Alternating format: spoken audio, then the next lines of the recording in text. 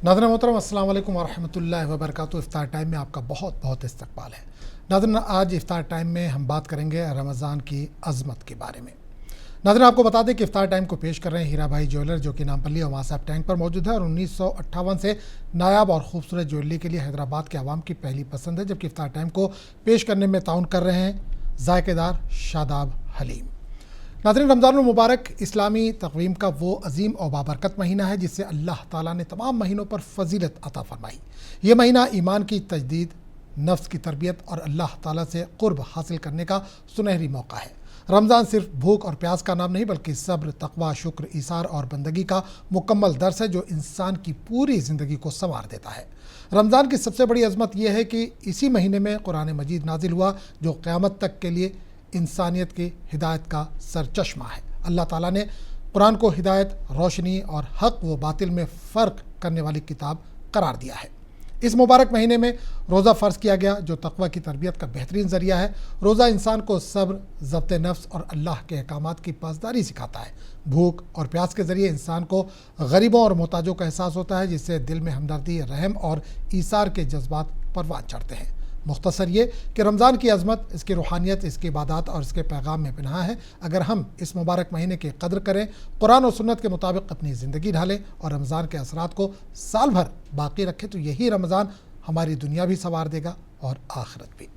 बहरहाल, इस अहम मौजू पर बात करने के लिए आज हमने दावत दी है मुफ्ती सिद्दीक़ साहब को। सिद्दीक़ साहब, बहुत बहुत इस्तक़बाल आपका। अस्सलाम वालेकुम वरहमतुल्लाहि वबरकातुहू। वालेकुम अस्सलाम वरहमतुल्लाहि वबरकातुहू। तो नाज़रीन, मुफ्ती सिद्दीक़ साहब हमारे साथ आज स्टूडियो में मौजूद हैं। अगले 1 घंटे तक मौजूद रहेंगे इफ्तार टाइम में। आज का जो हमारा उन्वान है वो है रमज़ान की अज़मत। अगर इस ताल्लुक़ से आपके जहन में कोई सवाल है तो बिला झिझक आप कॉल कर सकते हैं। इसके अलावा भी कोई सवाल करना चाहते हैं कुरान और सुन्नत की रोशनी में, जो भी उसका बेहतर हल है वो इंशाल्लाह बताया जाएगा। एक चीज़ और आगे बढ़ने से पहले बता दें कि जब भी आप कॉल करें बराए करम टीवी सेट से थोड़ा सा दूर होकर कॉल किया करें जब आप हमसे बात कर रहे हो। जब आपकी बात मुकम्मल हो जाए तो आप दोबारा टीवी के पास आकर अपना मुकम्मल जवाब सुन सकते हैं। बहरहाल मुफ्ती साहब, आज का जो हमारा उन्वान है वो है रमज़ान की अज़मत। इस पर एक मुख्तसर बयान, उसके बाद कॉलर्स को शामिल करेंगे। अल्हम्दुलिल्लाह रब्बिल आलमीन वस्सलातु वस्सलामु अला सय्यिदिल अंबिया व अशरफिल मुरसलीन व अला आलिहि तय्यिबीन अत्ताहिरीन व अस्हाबिहिल अकरमीन अल अफ़ज़लीन व अला मन अहब्बहुम व तबिअहुम बिइहसान अजमईन इला यौमिद्दीन, अम्मा बअद। फ़क़द क़ाल अल्लाहु तबारक व तआला फ़िल क़ुरआनिल मजीद वल फ़ुरक़ानिल हमीद। अऊज़ु बिल्लाहि मिनश शैतानिर रजीम। बिस्मिल्लाहिर रहमानिर रहीम। शहरु रमज़ानल्लज़ी उन्ज़िल फ़ीहिल क़ुरआन। सदक़ल्लाहुल अज़ीम। वक़ाल तआला फ़ी शअनि हबीबिही सल्लल्लाहु अलैहि व आलिहि वसल्लम इजलालन व इकरामा। बिस्मिल्लाहिर रहमानिर रहीम। इन्नल्लाहा व मलाइकतहु युसल्लूना अलन नबी या अय्युहल्लज़ीना आमनू सल्लु अलैहि व सल्लिमू तस्लीमा। अल्लाहुम्मा सल्लि अला सय्यिदिना व मौलाना मुहम्मदिन व अला आलिहि व सहबिहि अफ़ज़ल सलावातिका व अदद मालूमातिका व बारिक व सल्लिम। मुहतरम नाज़रीन व सामईन, अस्सलामु अलैकुम व रहमतुल्लाहि व बरकातुहू। वालेकुम अस्सलाम। जैसा कि आप सभी ने सुन रखा है कि आज का हमारा उन्वान है रमज़ान की अज़मत। यूँ तो हम पहले रमज़ान से ही रमज़ान की अज़मतों को बयान कर रहे हैं, लेकिन बाज़ ऐसे वाक़यात रोनुमा हो रहे हैं, ऐसी बातें सामने आ रही हैं जिसकी वजह से हमें इस उन्वान पर फिर एक मरतबा गुफ्तगू करने का मौका मिल रहा है। जैसा कि कल एक साइल ने ये कहा था कि लोग रमज़ान के रोज़े रखने को बोझ समझ रहे हैं, तो रमज़ान की अज़मत आज हमने टॉपिक इसीलिए रखा है ताकि उनकी गलत फहमी को दूर किया जा सके। मोहतरम नाज़रीन व सामईन, अल्लाह ताला ने कुरान मजीद में इरशाद फरमाया, शहरु रमज़ानल्लज़ी उन्ज़िल फ़ीहिल क़ुरआन। रमज़ान की अज़मत बयान फरमाई कि अल्लाह ताला ने इसको ये अज़मत बख्शी है कि इसमें अल्लाह ताला ने अपने कलाम को नाजिल फरमाया। वो कलाम जो अल्लाह ताला का आखिरी कलाम है, इसके बाद फिर कोई किताब दुनिया में नाजिल होने वाली नहीं है। ये वो कुरान है जिसमें अल्लाह ताला ने लोगों के लिए हिदायत का सर चश्मा रखा है। अल्लाह ताला ने कुरान को लोगों के लिए ज़िंदगी गुजारने का उसूल बनाकर नाजिल फरमाया है। अल्लाह ताला ने मुख्तलिफ़ तरीक़ों से कुरान मजीद को, उसकी अज़मत को लोगों के सामने ज़ाहिर फरमाया है। ये किताब न सिर्फ़ बरकत के लिए है बल्कि इससे शिफा भी लोगों को हासिल होती है, चाहे जिस्मानी शिफा हो, چاہے روحانی شفا ہو۔ تو یہ عظیم کلام اللہ تعالیٰ نے جس ماہ میں نازل فرمایا اس کو ہم اور آپ رمضان کا مہینہ کہتے ہیں۔ تو رمضان کی بہت ساری عظمتیں ہیں، لیکن ان کے نہ ہونے کے باوجود صرف اگر اتنی ایک فضیلت بھی بیان کر دی جاتی کہ اس میں قرآن کو نازل کیا گیا ہے تو پھر یہ بھی اس کے لیے کافی تھا، لیکن اللہ تعالیٰ نے اور بھی عظمتیں رمضان المبارک کی بیان فرمائی ہیں، اس کے لیے اور بھی عظمتیں اللہ تعالیٰ نے مختص کی ہیں، مقرر کی ہیں۔ محترم ناظرین و سامعین، یقیناً یہ مہینہ انسان کو اللہ تعالیٰ سے جوڑنے کے لیے آیا ہے۔ رمض کے معنی عربی میں آتے ہیں جلا دینا، تو چونکہ رمضان ہمارے گناہوں کو جلا دیتا ہے، اسی لیے اس ماہ کا نام رمضان رکھا گیا ہے کہ بندہ اس میں روزہ رہے، بھوک اور پیاس کو برداشت کرے صرف اور صرف اللہ کے خاطر، تو اس بندے کے سارے گناہ جلا دیے جاتے ہیں، مٹا دیے جاتے ہیں، اور اس بندے کو اللہ تعالیٰ کا قرب حاصل ہو جاتا ہے، وہ اللہ تعالیٰ کے قریب ہونے لگتا ہے۔ تو یہ وہ مہینہ ہے جو بندے کو اللہ تعالیٰ سے جوڑتا ہے، یہی وہ مہینہ ہے جو بندے کو بندے سے جوڑتا ہے۔ اسی لیے حضور پاک علیہ الصلوۃ والسلام نے اس کے بارے میں ارشاد فرمایا شہر المواسات، کہ یہ مہینہ غم خاری کا مہینہ ہے۔ رمضان کے مہینے میں انسان اپنے پڑوسی کے غم میں شامل ہوتا ہے، اس کی خوشی میں شامل ہوتا ہے، اس کو اپنی خوشی میں شامل کرتا ہے، اپنے غم میں شامل کرتا ہے۔ کوئی اگر بھوکا پیاسا ہے، اگر کسی کو معلوم ہو جائے تو اپنے بساط کے مطابق، اپنی وسعت کے مطابق وہ اس کی مدد کرنے کی رمضان میں کوشش کرتا ہے۔ تو محترم ناظرین و سامعین، یہ بڑا عظمت والا اور بڑا ہی پاکیزہ مہینہ ہے۔ یہ ایک وقت میں بندے کو اللہ سے بھی جوڑتا ہے اور اسی لمحے بندے کو بندے سے بھی جوڑتا ہے۔ لہٰذا اس مہینے کی قدر کرنا، اس میں روزے رکھنا اور اس میں عبادت کرنا یہ کسی پر بوجھ نہیں بننا چاہیے، بلکہ اس کو ہم اپنے لیے نجات کا ذریعہ سمجھیں، کیونکہ یہ رمضان آج ملا ہے، کل کا روزہ ہمیں نصیب ہوگا یا نہیں ہوگا کوئی نہیں کہہ سکتے۔ میں اگلے رمضان کی بھی بات نہیں کر رہا، میں اگلے روزے کی بات کر رہا ہوں۔ تو جو لوگ پچھلے سال ہمارے ساتھ تھے آج وہ ہمارے ساتھ موجود نہیں ہیں، آج ہمارے ساتھ، آج میں آپ کے سامنے بیٹھا ہوا ہوں، پتہ نہیں کل میں رہوں گا یا نہیں رہوں گا، کس کو اپنی زندگی کا بھروسہ ہے۔ تو اس رمضان کو، بلکہ آج کے روزے کو ہی اپنے لیے آخری روزہ سمجھ کر ہی عبادت کریں۔ اگر اللہ تعالیٰ نے کل حیات دی تو کل کے روزے کو بھی آپ آخری روزہ سمجھ کر ہی گزاریں اور اس کی جو برکتیں ہیں اس کو حاصل کریں، بھوکا پیاسا رہ کر اللہ تعالیٰ کو راضی کر لیں۔ چلیے ایک کالر ہمارے ساتھ جڑ گئے، ان سے بات کریں گے۔ جی السلام علیکم۔ السلام علیکم۔ وعلیکم السلام، کہاں سے بات کر رہے ہیں؟ محمد مزمل اندور سے۔ جی بتائیے کیا سوال ہے، کیا جاننا چاہتے ہیں؟ سوال ہمارا یہ ہے کہ اپن نماز پڑھنے گئے، امام مسجد میں گئے اپن نماز پڑھنے امام کے پیچھے، اور اپنی ایک رکعت نکل گئی، تو پھر اپن امام کے پیچھے 3 رکعت پڑھیں گے، تو تیسری رکعت میں صرف اتحیات ہی پڑھ کے اتحیات کے ساتھ درود ابراہیم اور وہ اپنی دعا ربنا آتنا فی الدنیا والی پڑھے۔ چلیے اور ٹھیک ایک سوال ہے ہمارا کہ سورہ کے کب پڑھنا ہے، کہ جمعے کے دن فجر میں پڑھ سکتے ہیں کیا سورہ کے حق کو؟ ٹھیک ہے۔ کون سا سورہ؟ سورہ کہف۔ اچھا، تو ان کا پہلا سوال تو مفتی صاحب یہ ہے کہ نماز کے لیے گئے، وہاں پر جماعت ٹھہر گئی، 1 رکعت چھوٹ گئی، باقی 3 رکعت کیسے ادا کریں گے؟ بسم اللہ الرحمن الرحیم۔ محترم ناظرین و سامعین، اگر اگر ہم نماز کے لیے گئے اور ہم سے 1 رکعت چھوٹ گئی، تو اب چونکہ 3 رکعت کا سائل نے ذکر کیا ہے تو ہم اس کی ترتیب بتا دیتے ہیں کہ 2 رکعتیں تو امام کے ساتھ ہم کو ملیں گی، اور جو ہم ان کی تیسری رکعت اور ہماری دوسری رکعت ہوگی اس میں امام صاحب اتحیات بھی پڑھیں گے، دعائے معصورہ، درود شریف اور دعائے معصورہ بھی وہ پڑھیں گے، لیکن مقتدی کو یہ حکم دیا گیا ہے کہ وہ اتحیات کو، تشہد کو آخر تک، امام کے سلام پھیرنے تک آہستہ آہستہ آہستہ پڑھتا رہے، اور اگر کسی نے جلدی پڑھ لیا ہے تو اس کو اختیار ہے، چاہے تو خاموش رہیں، چاہے تو وہ بھی درود ابراہیم اور دعا پڑھیں، لیکن بہتر طریقہ یہ ہے کہ جب امام تیسری رکعت میں اور ہم دوسری رکعت ہماری وہ ہے، تو امام جب ساری دعائیں پڑھ رہے ہیں تو ان کے پڑھنے تک ہم تشہد کو ہی، اتحیات کو ہی آہستہ آہستہ سلام تک کمپلیٹ کریں، اور اگر ایسا نہیں ہے تو ہم اگر پڑھ لیے ہیں اتحیات جلدی جلدی تو ہم خاموش بھی بیٹھ سکتے ہیں، یا درود شریف اور دعائے معثورہ بھی پڑھ سکتے ہیں۔ غالباً کا سوال یہ تھا کہ 4 رکعت کی جو نماز ہوتی ہے اس میں تحیات 2 بار پڑھنا ہے، لیکن اگر 1 رکعت چھوٹ گئی ہے تو 2 بار تو امام صاحب کے ساتھ انہوں نے پڑھ لیا، پھر اس کے بعد جب 1 رکعت جو ان کی چھوٹ گئی تھی وہ پڑھی تو اس میں بھی پڑھنا ہے ان کو، تو 3 بار ہو جائے گا، تو وہ غالباً ان کا سوال اس لیے تھا۔ جی، اگر ایسا بھی ہے تو اس میں کوئی حرج نہیں ہے، دو تشہد تو آپ کو امام کے ساتھ ملیں گے۔ اب چونکہ آپ کو نماز کمپلیٹ کرنی ہے تو آپ کو اپنا تحیات اور اپنی تشہد بھی پڑھنی پڑیں گی، تو اس طرح 3 تحیات ہو جاتے ہیں، 3 قاعدے ہو جاتے ہیں، تو اس میں کوئی حرج نہیں ہے۔ البتہ عام طور پر اگر ہمیں رکعتیں ساری کی ساری مل گئی ہیں تو اس میں اگر ہم 3 قاعدے کر لیتے ہیں تو اس کا مسئلہ الگ ہو جاتا ہے۔ اگر 3 رکعت والی نماز ہے، 1 رکعت چھوٹ گئی ہے، تو وہ ظاہر سی بات ہے کہ ہم کو 3 قاعدے ملیں گے اور ہم تینوں کو بھی التحیات کے ساتھ ہی ادا کریں گے۔ بالکل۔ اچھا، ایک سوال ان کا یہ تھا سورہ کہف کے تعلق سے، کیا جمعے کے دن اس کی فضیلت زیادہ ہے؟ بسم اللہ الرحمن الرحیم۔ محترم ناظرین و سامعین، یقیناً احادیث مبارکہ میں اس کی فضیلت بیان کی گئی ہے۔ اس کا خلاصہ یہ ہے کہ جو بندہ جمعہ کے دن سورہ کہف کی تلاوت کرتا ہے تو اس کو فتنہ دجال سے بچا لیا جائے گا، یعنی جو دجال کے فتنے ہیں ان سے وہ محفوظ رہے گا۔ اسی لیے ہمیں چاہیے کہ ہم جمعہ کے دن سورہ کہف کی تلاوت کریں۔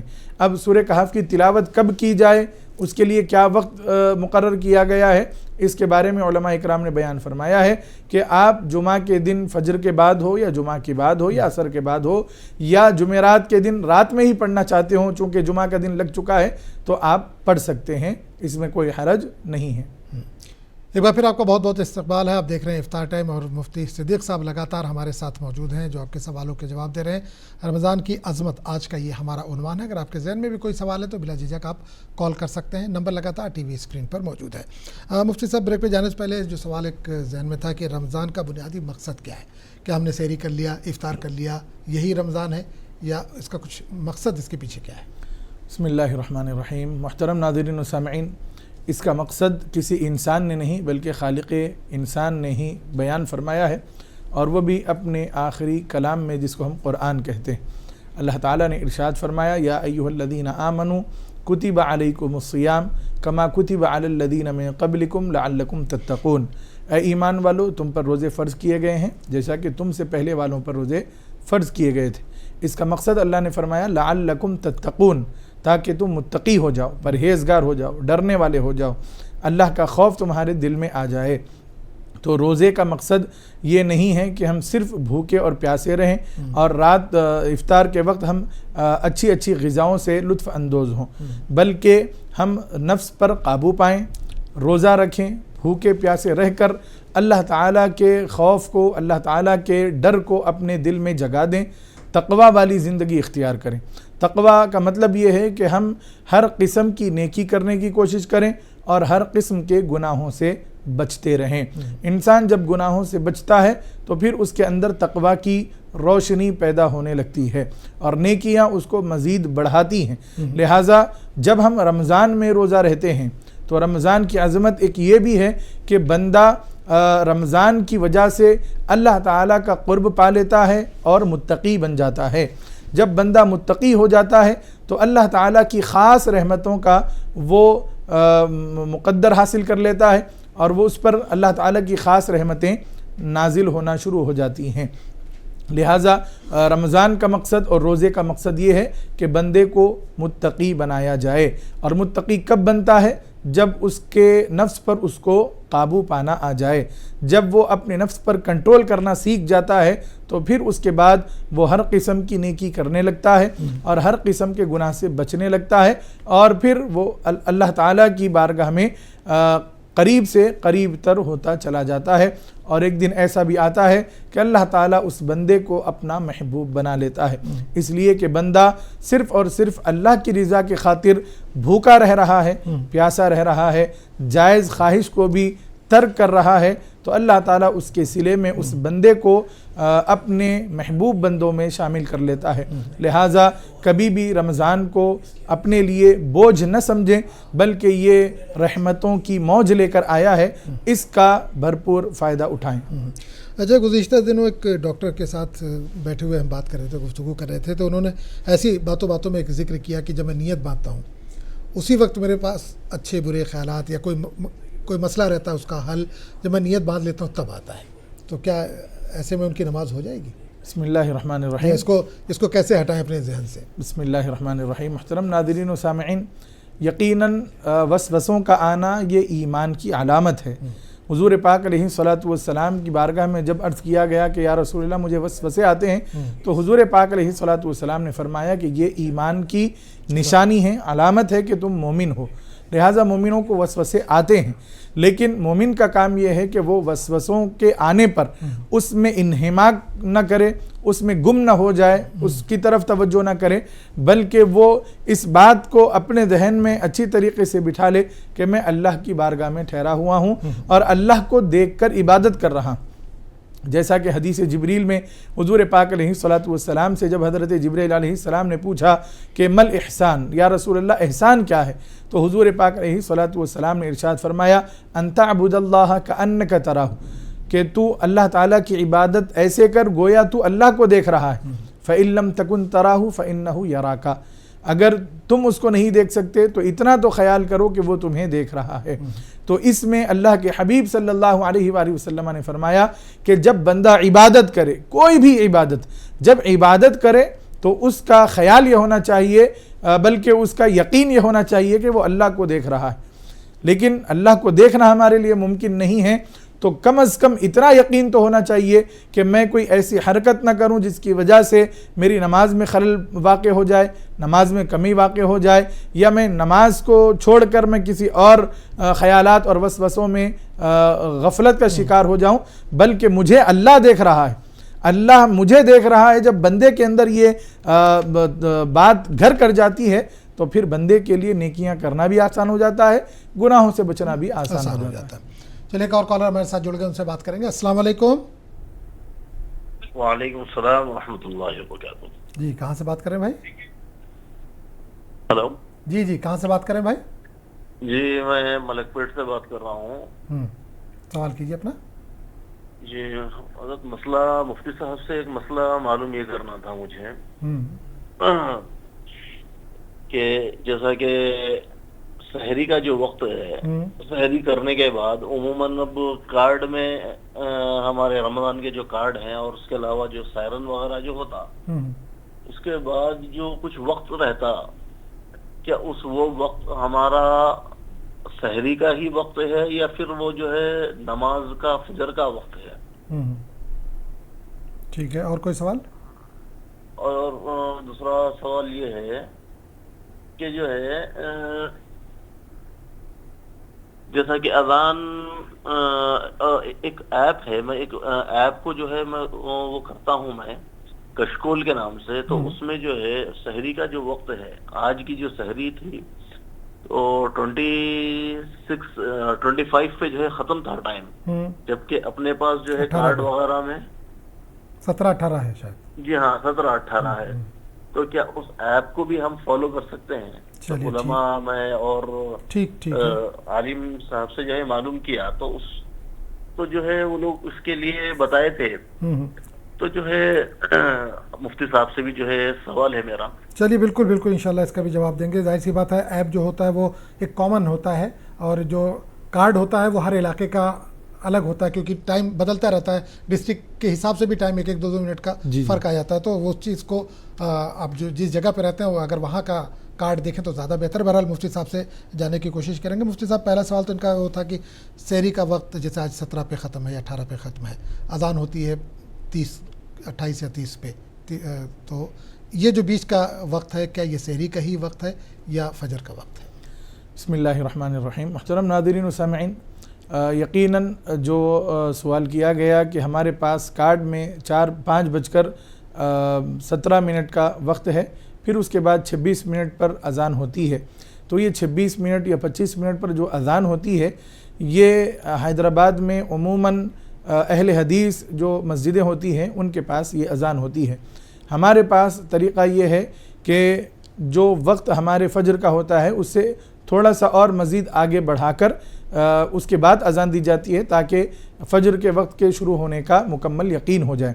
تو احتیاطاً 10 منٹ آگے بڑھ کر ہم وہ ٹائم لکھتے ہیں. اب یہاں پر میں چونکہ حیدرآباد کے بارے میں آپ کو عرض کر رہا ہوں، تو اس مسئلے کو اچھی طریقے سے ذہن میں رکھیں. جیسا کہ ابھی آپ کو بتایا گیا ہر ڈسٹرکٹ کا الگ الگ وقت ہوتا ہے.